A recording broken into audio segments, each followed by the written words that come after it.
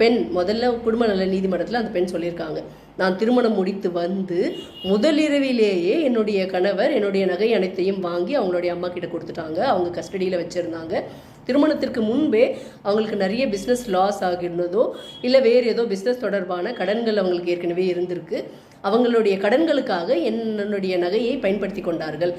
நான் கொடுத்த நகை எதுவும் அவங்களிடம் இல்லை. அதே போல் அவங்க பிஸ்னஸ் பண்ணணுன்றதுக்காக ஒரு திருமணத்திற்கு முன்பே பேசி தான் அவங்களுக்கு 2 லட்சம் ரூபாய் டிடியாவும் கொடுத்துருக்காங்க அப்படின்னு சொல்லிட்டு மனைவி தரப்பில் தெரிவிக்கிறாங்க.